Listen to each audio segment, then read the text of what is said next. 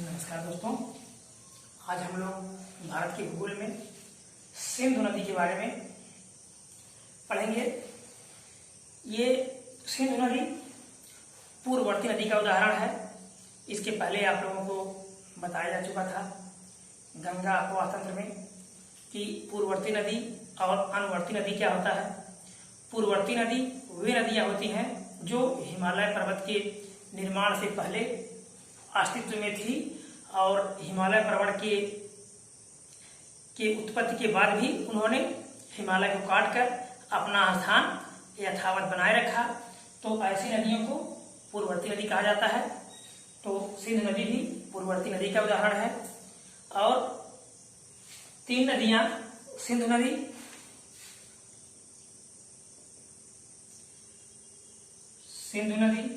सतलज नदी और ब्रह्मपुत्र नदी, इनका उद्गम मानसरोवर झील के पास से ही अलग अलग ग्लेशियरों से होता है। लेकिन यदि माना जाए तो मानसरोवर झील के पास ही इन तीनों नदियों का उद्गम होता है। ब्रह्मपुत्र नदी पूर्व में चली जाती है, सिंधु नदी उत्तर से होकर के आती है, अरब सागर में गिरती है और ब्रह्मपुत्र नदी बंगाल की खाड़ी में गंगा में आकर के मिल जाती है। और सतलज नदी राजस्थान से निकल करके चिनाब की सहायक नदी बन जाती है। तो इस प्रकार से हम इसको ऐसा पढ़ेंगे ताकि हमको बार बार रटने की जरूरत न पड़े, क्योंकि यदि एक बार हम देख लें, उसको समझ लें सही से, तो फिर रटने की जरूरत नहीं पड़ती कि कौन नदी दाएं से बाएं से किस प्रकार से निकली है। क्योंकि नदियों से अक्सर करके क्वेश्चन पूछे जाते रहते हैं कि पंजाब में बहने वाली 5 नदियों में किसका उद्गम भारत में नहीं होता। तो जो पंजाब में बहने वाली 5 नदियां हैं, जैसे झेलम, चिनाब, रावी, ब्यास, सतलज, इन 5 नदियों में सतलज नदी का उद्गम भारत में नहीं होता। तो बार बार क्वेश्चन पूछे जाते रहते हैं किसका उद्गम भारत में नहीं होता। अगला क्वेश्चन क्या पूछा जाता है, जो पंजाब में 5 नदियां बहती हैं जो पंचनद कहलाती हैं, इन 5 नदियों में पंजाब में सबसे अधिक बहाव की दृष्टि से सतलज नदी का नाम आता है कि पंजाब में बहाव की दृष्टि से सबसे अधिक किसका आकार है, सतलज नदी का आकार है। और ये इसका उद्गम भारत में नहीं होता है। दूसरी चीज देखेंगे, बारी बारी से नदियों के बारे में हम पहले समझेंगे। जो सिंधु तंत्र है, तो सिंधु नदी मानसरोवर झील, यहाँ देखिएगा मानसरोवर झील यहाँ भी बना है, मानसरोवर झील यहाँ भी बना है। तो ये समझाने के लिए दूर बना दिया गया है क्योंकि ये झील जो है पास में है। तो इस प्रकार से जो मानसरोवर झील के बोखरजू ग्लेशियर, यहाँ से सिंधु नदी निकलती है। यहाँ भारत के मैप में दर्शा दिया गया है कि बोखरजू ग्लेशियर से कैसे निकल रही है और जम्मू कश्मीर में होते हुए फिर आगे इधर पाकिस्तान से होते हुए अरब सागर में चली आती है। अभी जब नदी बह रही है तो इधर का क्षेत्र जो है वो दाया बोला जाएगा और इधर का बाया बोला जाएगा। तो जो नदियां इधर से मिल रही है, इसमें जैसे ये सब नदियां जो मिल रही है इधर से, तो ये बाएं से बोली जाएंगी और उधर जो नदियां आ रही हैं वो दाएं से बोली जाएंगी कि दाएं से आकर के मिलने वाली उसकी सहायक नदियां। तो हम इसकी दाएं से देखेंगे, श्योक नदी, काबुल नदी, कुर्रम नदी और गोमल नदी, ये दाएं से मिलने वाली नदियां हैं। और बाएं से देखेंगे तो ये जितनी नदियां हैं सब ये बाएं से आकर के मिलती हैं। और जो चिनाब नदी है, चिनाब नदी, तो इसी नदी में जो 5 नदियां और हैं सब आकर के चिनाब नदी में ही मिल जाती हैं। और चिनाब नदी पाकिस्तान के मीठन कोट के पास आकर के किसमें मिलती है, सिंधु नदी में मिलती है। तो इस प्रकार से क्वेश्चन आता रहता है कि जो 5 नदियां हैं वो मुख्य रूप से कहाँ मिलती हैं, तो पाकिस्तान के मीठन कोट के पास आकर के ये आपस में सब जो है किसमें मिल जाती हैं, सिंधु नदी में मिल जाती हैं। हम देखेंगे झेलम नदी। झेलम नदी बैरीनाग झील जम्मू कश्मीर में स्थित है।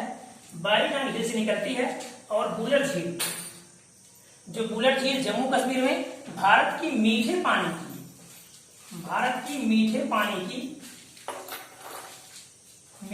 की झील है। तो यदि मीठे पानी की दृष्टि देखा जाए तो बुलर झील सबसे बड़ी मीठे पानी की झील है। और इसके बारे में देखेंगे ये मीठी झीलें होती क्यों हैं। यदि कोई झील है और बाहर से इसमें पानी आता है और इसमें पानी निकलता नहीं है तो नदियां खारा हो जाती हैं। क्यों?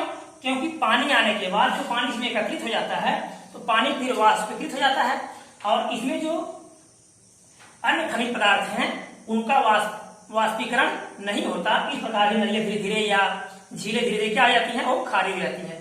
तो ऐसी झीलें या ऐसी नदियां जिसमें पानी बाहर से भी आता हो और निकल भी आता है तो वो मीठी होती है।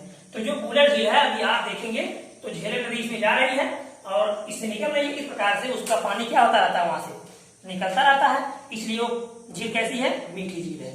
यानी कहने का तात्पर्य यह है कि ऐसी झीलें जिसमें पानी सिर्फ बाहर से आता है उसमें से निकलता नहीं है वो झीलें क्या होती हैं, वो झीलें खारी होती हैं। और जिसमें का पानी रुकता नहीं है, आता रहता है और निकलता रहता है, वो झीलें क्या होती हैं, मीठी होती हैं। तो भारत की सबसे अधिक मीठी पानी की झील बुलर झील है। तो झेलम नदी बुलर झील से होते हुए त्रिमू जो पंजाब प्रांत, पाकिस्तान का पंजाब प्रांत भारत का भी है और पंजाब प्रांत पाकिस्तान का अपना भी पंजाब है। तो उसमें त्रिमू के पास पाकिस्तान में, त्रिमू के पास चिनाब नदी से झेलम नदी मिल जाती है। और चिनाब नदी निकली है बारालाचा दर्रा जो हिमाचल प्रदेश में है।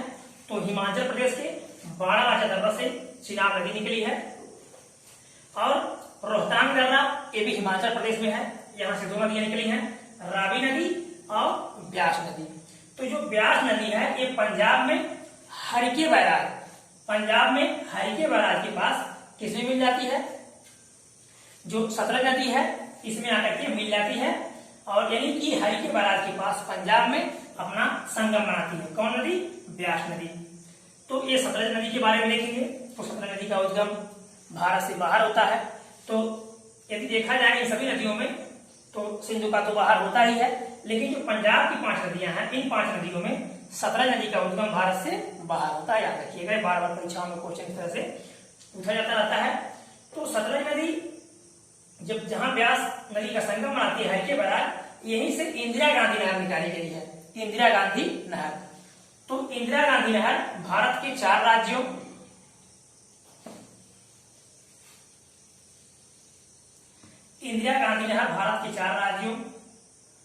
राजस्थान, हरियाणा,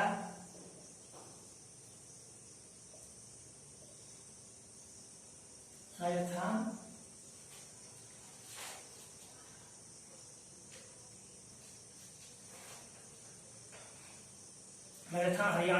पंजाब, हिमाचल।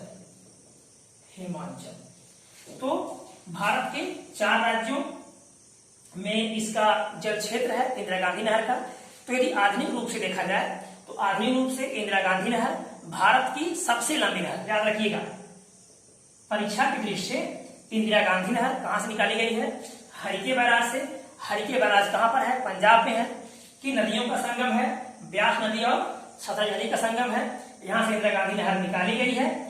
और आधुनिक रूप से भी देखा जाए तो इंदिरा गांधी नहर भारत की सबसे पुरानी नहर और सबसे लंबी नहर है। इसका निर्माण कार्य 1948 में प्रारंभ हुआ और 1963 में पंडित जवाहरलाल नेहरू के शासनकाल में इसके जो है प्रयोग के लिए खोल दिया गया। ठीक, लेकिन यदि भारत की सबसे पुरानी नहरों में माना जाए तो गंग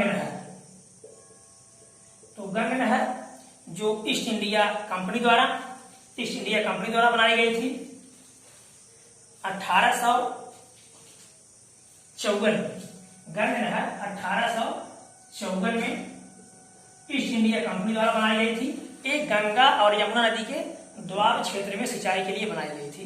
तो यदि मध्यकालीन रूप से देखा जाए या पुरानी दृष्टि देखा जाए तो गंग नहर है, लेकिन वर्तमान दृष्टि से प्रचलित रूप से देखा जाए तो सबसे लंबी नहर और बड़ी नहर, पुरानी नहर तो इंदिरा गांधी नहर है, जो 1948 में निर्माण कार्य प्रारंभ हुआ और 1963 से ये कार्य करना शुरू कर दिया था। अब हम देखेंगे जो 4 राज्यों में बहती है। तो जो राजस्थान का थार मरुस्थल है, तो आज राजस्थान के थार मरुस्थल को हरा भरा बनाने में इंदिरा गांधी नहर का विशेष योगदान है। और ये थार मरुस्थल में आकर के समाप्ति भी हो जाती है। ठीक, तो ये इस प्रकार से इंदिरा गांधी नहर हो गई। और अगर देखा जाए तो गंगा नहर भारत की सबसे पुरानी नहर है। वैसे माना जाए सामान्य रूप से यदि गंगा नहर विकल्प में नहीं है तो हमारा उत्तर वहां इंदिरा गांधी नहर होगा।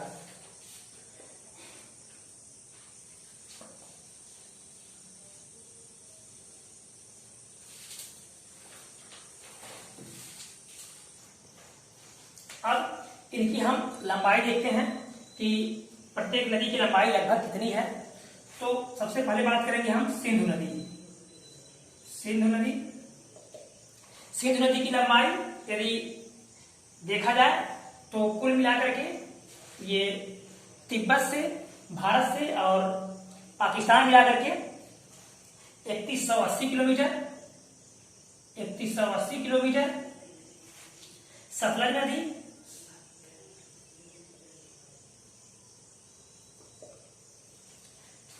1450 किलोमीटर। सतलज नदी को सतुद्री, याद रखिएगा सतुद्री, ये पौराणिक नदी है जो प्राचीन समय के जो भी हमारे ग्रंथ हैं उसमें सतलज नदी को सतुद्री कहा गया है। याद रखिएगा सतलज नदी को सतुद्री कहा गया है। अगला नदी हम देखेंगे रावी नदी। रावी नदी को परुसड़ी,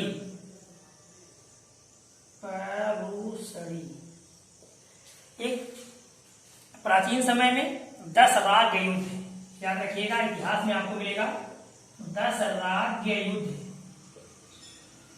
10 राज्य युद्ध परुसड़ी या रावी नदी के तट पर लड़ा गया था। तो रावी नदी की लंबाई 720 किलोमीटर। आगे देखेंगे ब्यास नदी। ब्यास नदी, ब्यास नदी की लंबाई 470 किलोमीटर। इसे ब्यास नदी को बिपाशा, बिपाशा इसका प्राचीन नाम बिपाशा है।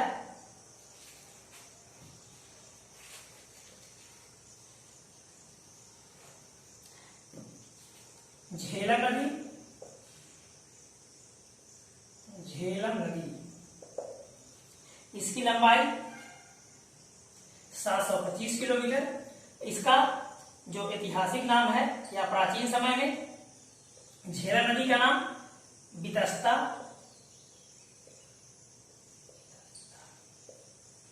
के नाम से भी जानते हैं। हाइडे स्पीच का युद्ध जो पंजाब के राजा पोरस और सिकंदर के बीच लड़ा गया था 323 ईसा पूर्व में, तो इसी नदी के तट पर लड़ा गया था, बितस्ता नदी के तट पर लड़ा गया था। तो झेलम नदी को बितस्ता के नाम से भी जानते हैं। चिनाब नदी, चिनाब नदी इसकी लंबाई है 960 किलोमीटर। ठीक, इस प्रकार से सब नदियों की लंबाइयां हो गई। आप नोट बनाते रहिए, उसको नोट करते रहिए, क्योंकि कभी कभी लंबाइयों की दृष्टि भी प्रश्न पूछे जाते रहते हैं। तो ये जो 5 नदियां हैं, सभी 5 नदियों में से चिनाब नदी मुख्य नदी है। अन्य 4 नदियां उसमें जाकर के मिलती हैं। फिर अंत में चिनाब नदी मिठनकोट के पास जो पाकिस्तान में है वहां जाकर के मिल जाती है। ठीक, तो याद रखिएगा प्रश्न किस प्रकार से परीक्षाओं में बनाए जाते हैं कि जो इसके पहले मैंने आपको बता दिया कि पंजाब की 5 नदियों में किसका उद्गम भारत में नहीं होता। तो सतलज नदी का उद्गम भारत में नहीं होता। अन्य 4 नदियां का उद्गम भारत में होता है। दूसरी चीज, बूलर झील से निकलने वाली नदी झेलम नदी है और बारालाचा दर्रा से निकलने वाली नदी ये हिमाचल प्रदेश में है, चिनाब नदी है। और रोहतांग दर्रे से 2 नदियां निकलती हैं, रावी और ब्यास। और ये सतलज नदी तो आपका राकरताल मानसरोवर झील के पास से निकलती है, जहां से 3 नदियां कौन कौन सी अक्सर करके परीक्षाओं में पूछा जाता रहता है कि मानसरोवर झील के पास से निकलने वाली 3 नदियां कौन कौन सी हैं, ब्रह्मपुत्र, सतलज और सिंधु। 3 नदियां हैं जो तिब्बत के पठार मानसरोवर झील के पास से निकलती हैं। यदि वीडियो अच्छा लगा होगा तो लाइक कीजिएगा, सब्सक्राइब कीजिएगा, दोस्तों को शेयर कीजिएगा। धन्यवाद।